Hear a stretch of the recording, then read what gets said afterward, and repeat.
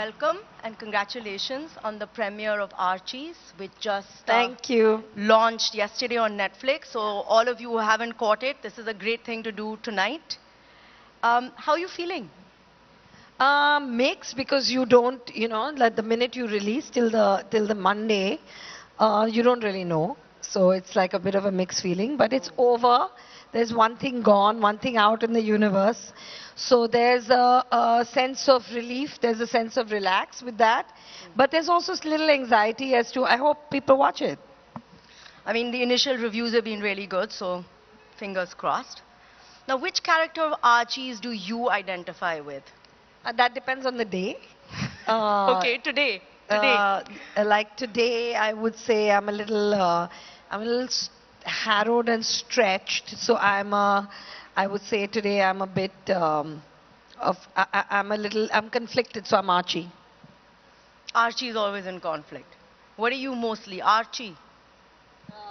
Yeah, I'm a Libran. Actually, it's so funny. I didn't know what you would pick, but in my mind, I picked Archie for you because I felt he was somebody who gets people together around a cause. That too. Right? Yeah. And he has a good heart. Yeah. So that both I'd those like things. to think so. So the premiere saw the entire Bollywood out. Directors, stars, and it's an OTT release, right? So it was like this great unifier. Now, what would you put that down to? How come the whole of Bollywood came out to watch you? I think because we know, we've worked with so many people together. There were some actors in the film whose parents are in film, so they would come out anyway because it's their kids' film. And I've worked with so many actors, so many directors are my friends. I've been in the business for that long, so people would come out to watch a movie. But sometimes directors don't want to celebrate other directors, right? No. The directors are pretty, there's a lot of camaraderie in the director fraternity. It's only the superstars that fight with each other. No, actually they don't. You know what I mean? Of course there's a competition, of course there's rivalry, but the industry has each other's back. I mean, people are there for each other. Well, I think it's also because you are a bridge builder. And that's why people came out in such support to be there for you, and I think that that's the role of women. Do you feel that women are better bridge builders than men? I don't look at it like women are better in this or men are better in that. I think it's a very individual thing. I think certain people are better at bringing people together and certain people are not. I mean, I know a lot of men that are great communicators. I know a lot of men that are amazing cooks. I know a lot of men that are nurturers. And I know a lot of women that are like what traditionally we think men do, that make great leaders. I know a lot of women that would get you the better deal. So it's an individual trait. So it was quite a turnout and a huge turnaround because I don't know how many people here know, but it took you 7 years for the industry to believe in you and to get your first film out, Luck by Chance, in 2009. And this is in spite of your pedigree and the fact that you have a diploma from NYU and that you interned with Meera Nair. I mean, what was the hesitation? Was it your gender or what was the hesitation? No, it wasn't my gender for sure. It was, I think, the fact that I wanted to make Luck by Chance and that wasn't a formulaic film. And I think at that time it was very nascent. The multiplex business was very nascent. The audience palette hadn't changed. It wasn't a regular movie. It was an ensemble. The male lead, all the characters were grey. Those weren't the kind of roles we saw. So people didn't know how it would land. And if I had decided to make a love story, I think I would have had an easier time. So it wasn't formulaic, and I think that's what took time.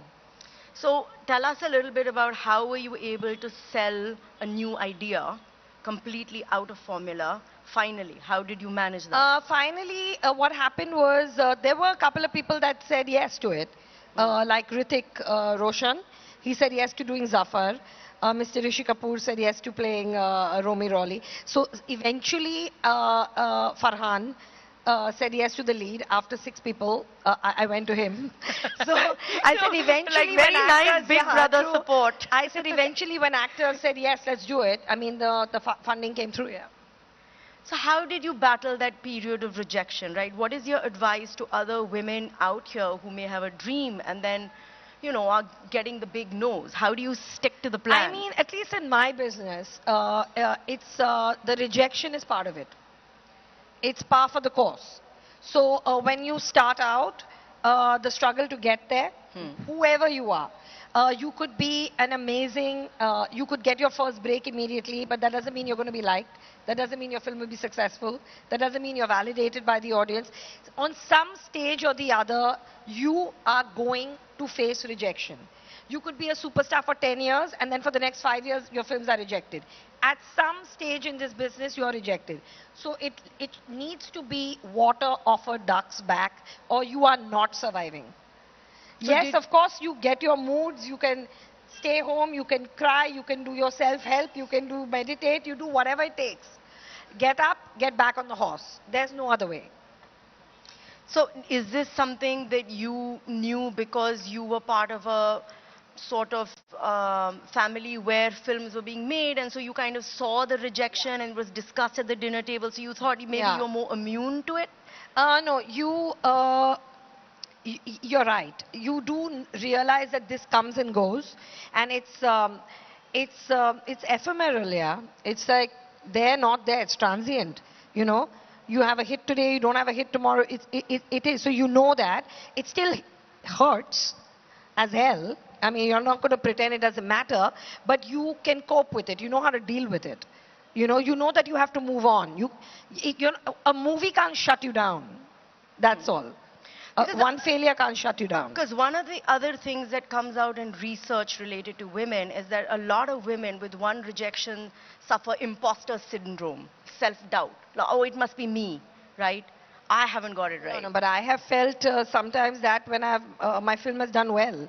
I'm like, are Oh. you sure? Yeah. I mean, I think every artist has that.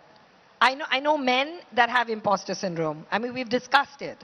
It's not a female thing. So how do you overcome it? What are the things that you do which, the larger audience could like kind of benefit the thing is, from? I mean, you talk it through. You talk it to people you trust, people if people are reacting to your work, there must be something there. And if they're not reacting to your work, there must be something there, So you get over the hoopla, but you have to be honest with yourself. You have to think it through. And honestly, what do you want? Like, I'm a filmmaker. I love doing what I love my job. Yeah. So I'm going to go back to doing my job now. There are times when it's like, is this real? Is this happening? Did I get it right? Did I not? Do people really like it that much? Is it that good? Is it that bad? All that's going to come and go. And that is every single artist. Every single artist. So you're saying at the core of it is you reconnect back with passion. Why are you actually doing it? Absolutely. The fact that you love Absolutely. doing this and that pulls you through, Yeah. right? So now you have multiple projects going on. You've just finished Archies and you have another film coming out. Kho Gaye Hum Kahan. Finally and firstly, how are you managing to do all of this? Kho Gaye Hum Kahan is written by Arjun Varen Singh, who's a debutant director, Reema Kakti and me. We co-produced it with Excel Entertainment, and it's coming on Netflix. And Arjun, I mean, once my work as a writer and a creative producer, like packaging it, all was done, they've kind of led it on their own. So there's a whole team. I don't have to physically do everything. Yeah. But now it's going to come out. So yeah, we'll see. So how do you, what is your advice for juggling? Because you're obviously juggling all these things around. I mean, my advice for juggling is I take time, like I'm like 3 hours on this if I'm writing. I'll spend 3 hours on this and I'll go into the next thing for 2-3 hours and I'll do that. It's not ideal, but if you have to do it, then be open and do it. So it's time discipline. Just get then. on with it.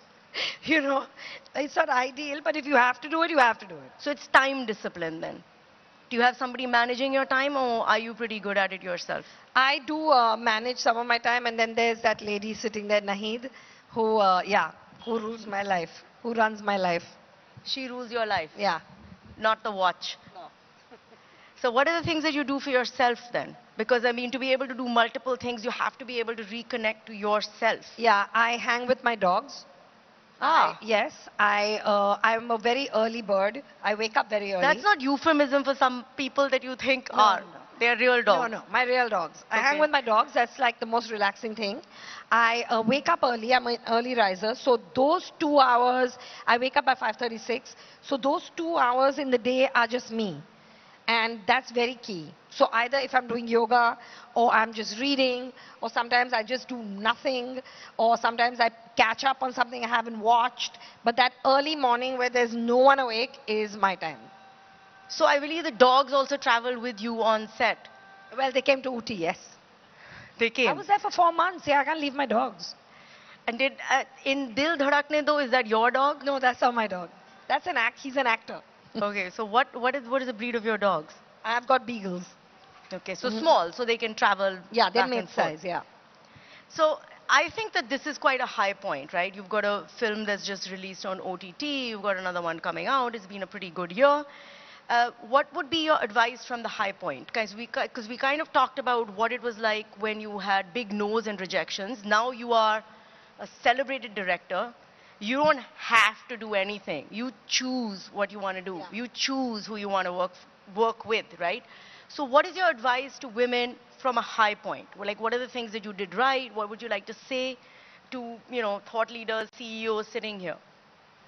I mean, you do right things, you do wrong things. Even at this stage, sometimes you don't get the first person you choose to work with. That's going to keep happening. But I think I did whatever I wanted to do, and I tried to construct in a way that I felt would work with the market. I didn't, let's just say I didn't do something someone else had done before, and that wasn't deliberate. It's just what interests me. So I'm going to give an example. Like say when I was really, I was blown away by the rap scene in Bombay. Like I'm going to talk about my last film. And That's that Gully wasn't, Boy. yeah, that wasn't really conventional music, and there wasn't really a conventional narrative to have a kid out of Dharavi, and it wasn't really a mainstream narrative. So, but I took that world, I took whatever I wanted to say about class, and I packaged it into what I thought was a rags to riches story, which is accessible to people. Okay. It's like the Rocky Very of rap. interesting. you Right, know. right, right, right. So people understand an underdog story. So not that I think the rappers are underdogs, I think they're super winners. But I packaged it and I wrote it, and wrote it in that way that is understandable to the audience. And then it doesn't matter if it's rapping or boxing or horse riding, it doesn't matter so much. You're invested in the personal story. Are you a horse rider? Because it's the second time you've said No, something I about just love horses. horses. Okay. No, I wanted to go back to that. So at which point do you know that this story is working? Is it gut feel? Because You never know. sometimes when you're making a decision, which You is... never know. You may think it's working, but it comes out it's not working. You never know. So how do you take that decision? Is it a leap of faith If it for works you? for you, So are you responding to it? Is it working for you? Do you believe it? Would you like to watch it? Because it's easy to do things in business and in creative projects which have been done before, right? Now you're like, oh, okay, I can do that, copy, paste, change a little bit. And it's much harder to do things which are new. You have to kind of feel it from inside. You have to feel it. You have to have a need for it. You have to, it has to resonate with you. And somewhere you have to feel that, okay, there is, okay, so this doesn't exist in the market. So maybe someone will want to sample it. Or if I need it, they need it too. If I like being told this, someone else may be inspired by it too. If I get entertained by it, someone else might engage it too. First, you have to need it and want it. Right. You don't do surveys and you don't do analysis and paralysis by analysis. So it is gut I feel don't, then. but I do have my ear to the ground. I mean, I do watch the news, I read the news, I'm into pop culture, I listen to people around me, I meet all kinds of people. So that on some level is my survey. She's endorsing social media and all the time we spend on Instagram, Yes. right? It's market research. As a person who represents a minority in different ways, including gender, do you feel an extra sense of responsibility on what you need to do in the current Firstly, I environment? don't think my gender is a minority. Okay, I'm nice. sorry, but I don't feel like I'm a minority in my gender. We are 50%. How is that a minority? So you feel that you're never in a boardroom or in a situation where you are in a minority? Because in a lot of our boardrooms, I mean, there are times where there may be fewer women in the room, but that's it. There are times I'm in rooms where there are fewer men, and I hope they don't feel insecure. Because I don't feel no, insecure. I'm sure they do just because of your sheer talent. Yeah, I mean, Nothing to I do don't with feel gender. insecure around men, and I hope men don't feel insecure around me. I'm very fortunate to be in spaces that are pretty, I mean, I don't know, I'm in an equalized environment, I think. So as a director, do you have a gender lens? Because it seems to me you do not. You're just there as an individual and you're looking at things. Yes, but obviously I have, I mean, I'm a girl and I grew up, I mean, I'm a woman. I grew up with a particular experience of the world. I've navigated the world with a particular gender. So Yeah. yes, my experiences have been different. My composition on a level is different. So that's my lensing, Yeah, right? yeah. But at the same time, I'm also a human being that's extremely open and aware to the other gender and to humanity, so to speak. So yes, there's things of me that would be my gaze, that would be a particularly female gaze, but then there would be things that would be a particularly Zoya gaze. Right. A particularly urban, Zoya factor. yeah, an urban Indian girl gaze. You understand? So, Yeah. I mean, there's so many specifics. But then Gully Boy is not Indian woman urban gaze at all. Of course it is. Gully Boy is such a Mumbai story. Yeah, actually It the is women such are an the urban- main protagonist in it is like out of what would be open to us, right? That's not somebody you would engage with on No, a I would engage with Okay. because I am an artist. Ah, And I would engage with an artist no matter where they came from. okay. So yes, I work with all kinds of people, and I completely resonated with that kid, Yeah. because he had taken his entire life and experience and put it into a form that moved me, Yeah. that educated me, and so what if it's not my reality, but I felt him, and when I met him, he felt me. No, I And- love that you opened up a new world for so many people. I don't look at it that way, but there's so many specifics besides just like I am from Mumbai, which is a very unique city. I am an urban kid. I had a very privileged upbringing. I was educated in a particular way. All those things inform my lensing. Why was Zindagi Na Mile Dobara a bachelorette party versus a bachelor party? Was it that you think in 2011 women weren't doing the bachelorette party and somewhere we've moved 10 years later? No, 12 years later? I don't think so. I don't think that. I just think that I grew up I had a lot of male friends. And I have done innumerable road trips with them. You are actually one of the men in the Zindagi Na Mile No, I Dobara. was the girl there. I wasn't one of the men. Ah, I you was were the girl. Katrina. Yeah, you're very confused with this gender thing. Sorry. No, it's I good. was a girl. It's good. Like, actually, But you just look at it as... I have a lot of male friends. I've done a lot of road trips across the country, and they've been some great experiences. And I wanted to put that down. Wanted to put that down in a film. So you have a real eye for detail, and I believe that on your set, even if a drawer or a cupboard is not going to be opened, it'll have the aesthetic and products which would belong to that set. Yes, and that's I have to say that's my production designer, Suzanne Merangi. She's incredible.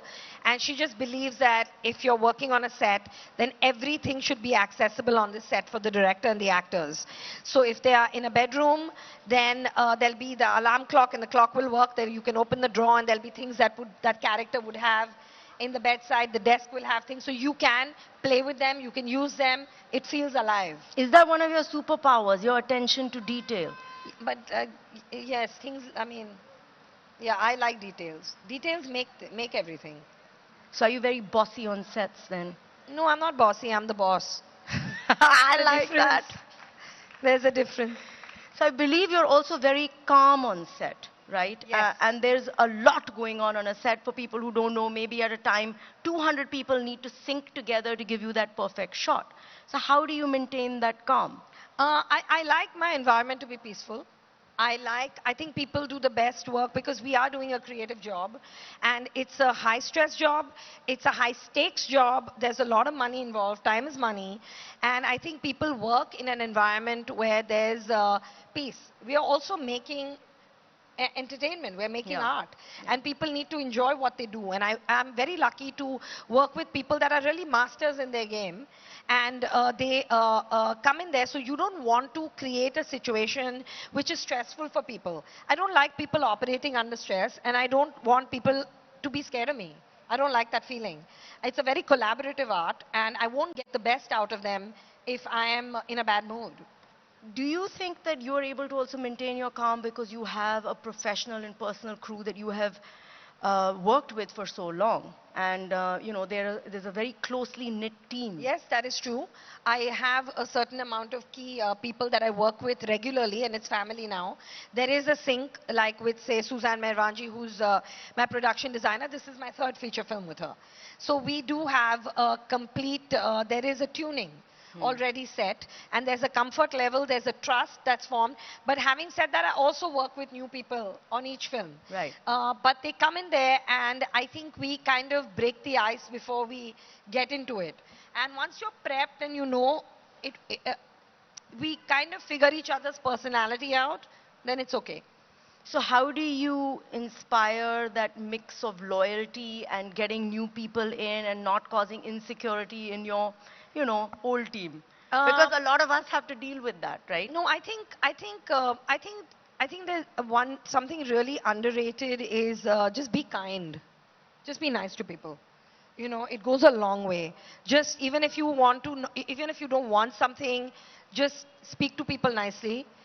If you don't, apologize. You know, just be kind. Just acknowledge people, validate them.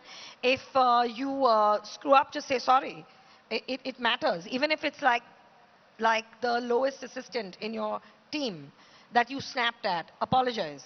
Do you think that it's this that allowed you to basically take a risk and work with non-seasoned actors? You worked with newcomers and you have launched 7 bright young things that, and it's a challenge because you could have worked with seasoned actors, but you went ahead and you worked with 7 people who had never been on set, never shot. You challenged yourself. How important is that in success? Because, I mean, for me, I don't make films depending on the actor I want to work with. I, I'm directed to the actor via the subject I want to make. And when Netflix got Archies to me, I mean, I love that comic book. And I wanted to do that. And that dictated the newcomers. Because they had to be 17 years old. The Archie characters are so iconic that you didn't want to take stars which already had an image and try Yeah. to then mold that image. You wanted people nobody knew, and then they just can step into these shoes. So for me, the story and subject matter dictate the cast, not the other way around. So you also launched among the 7 new individuals, newcomers, 3 star kids, right? Daughter of SRK, Big B's grandson Agastya, and Bonnie Kapoor's daughter Khushi. Now I want to just turn that Nepo question on its head a little bit and say that for you, like you said, it's very important to have a calm environment, right?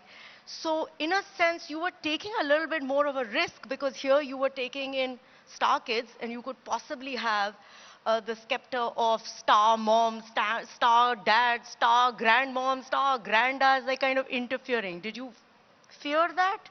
No, No, you didn't no, think that no, this would be an issue? no, And they didn't interfere. no, no. So in this case then, the sense that I'm getting that these kids' auditions must have been so spectacular, actually even better, and they had to work harder really in a sense because of their surnames to get these roles. No, they didn't have to work harder to get the part. They had to do well. Like Yeah. everybody had to fit the part. So it wasn't like they had some 3 other obstacle races to run Right. that others didn't. Everybody auditioned, and I mean, they were key roles, all of them. So Yeah. yes, they had to. And some like say like a mayor who plays Jughead, he has more acting experience. So he was quicker at it. You know, like he just nailed Yeah, it in because one. he's in Made in Heaven and he's in a Yes. completely Yes. So different role there. he's much more experienced. So it depends on that. How do you get the best out of people? I think a work with who you're comfortable with. Work with people. If instinctually you feel this person's not working out, fire them. Simple. Don't waste time. If your instinct is saying it's not going to happen, it's not going to happen. Go. I believe in my gut in that way. I have very clear communication with people I work with because I'm in an extremely collaborative business. I work with all aspects of art, whether it's music, whether it's lighting, whether it's acting, whether it's dance, whether it's a costume. I work with all kinds of artists. So you have to have very clear communication to your vision. You have to allow space for them to bring the best because they are masters at their craft. You cannot micromanage and control because you won't do it as well. So you are the yay and nay after you put your vision out because they will take you to another level. And you have to share the ownership. It can't be like, oh, this is my film. They have to own it. They have to feel it's theirs because only then you get the best out. You have to share. Thank you so much. I hope you. that you have all learned some things from the session. I know I have.